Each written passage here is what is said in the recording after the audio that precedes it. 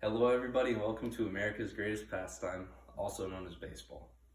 Baseball has been around for over 150 years and been attracting huge crowds the whole time.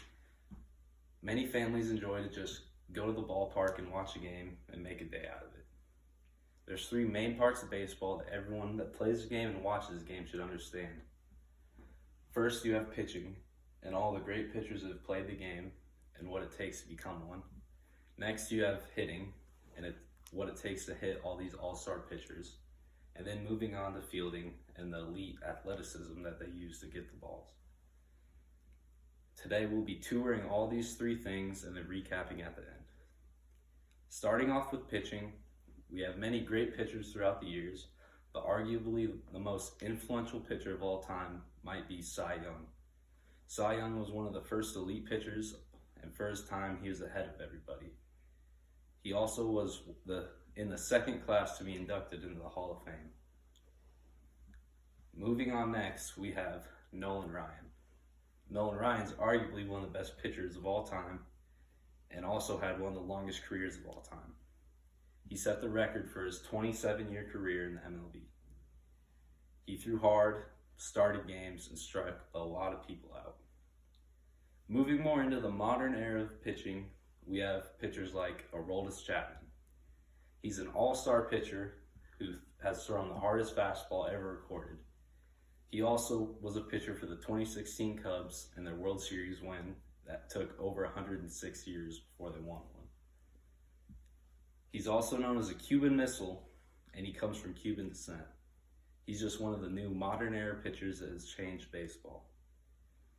Next, you're wondering, how can these hitters hit baseballs coming at you 105 miles an hour? And it takes a lot of hand-eye coordination and talent. Some of the best hitters of all time include Jackie Robinson, which I'm sure you all know. Not only was Jackie Robinson the first baseball player, African-American baseball player, to break the color line, he was also one of the best players to ever play the game. On April 15th, 1947, Jackie Robinson took the field with the Brooklyn Dodgers and changed baseball forever. Now, people look back and thank him for what he brought to baseball in breaking the color line and also in the African American rights movement.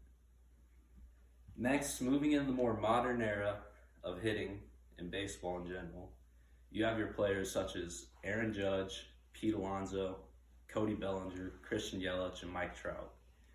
All of these players are part of the new era of baseball and bring in a new way of hitting baseballs and also a new idea and make the game more fun. They like to take the ball deep, hit it out of the park, which makes it more entertaining for people to watch the game and attracts bigger crowds. Once you hit the baseball, someone has to be on the other side to field it. So now we'll move into fielding. There's two main types of fielding: outfielding and infielding. Outfielding, you have to be fast, get to wherever you have to go, and don't let the ball hit the grass. Infielding, you have to make sure you're agile and have great hand-eye coordination to hit balls coming off the bat at over 110 miles an hour. You have your outfielder. One of the best outfielders of all time is Ken Griffey Jr. You'd find him diving everywhere, sliding everywhere in the outfield, putting his body on the line for his team, making plays. That's why he'll be remembered as one of the best outfielders to ever play the game. Moving on to the infield, you have arguably the most influential baseball player of all time in the game and outside of the game, Derek Jeter. Not only did he have a certain play named after him, the way you field the ball and throw it, he also was one of the best infielders, shortstop especially, to play the game. He was an all-star for many years and had a long career. He made infielding more fun for me personally to watch the game, and also for kids around the world to enjoy being on infield and not just hitting. This is why he's one of the most influential people ever to play the game and ever to field. Now that we've went over our three main points, we'll go back to the beginning and recap what we've talked about. First, we started with our pitchers and talked about how Cy Young, Nolan Ryan, and Aroldis Chapman, also known as a Cuban Missile, changed the game and have evolved throughout time. Next, we moved into our hitters and how Jackie Robinson not only changed the game of baseball, but changed America as we know it.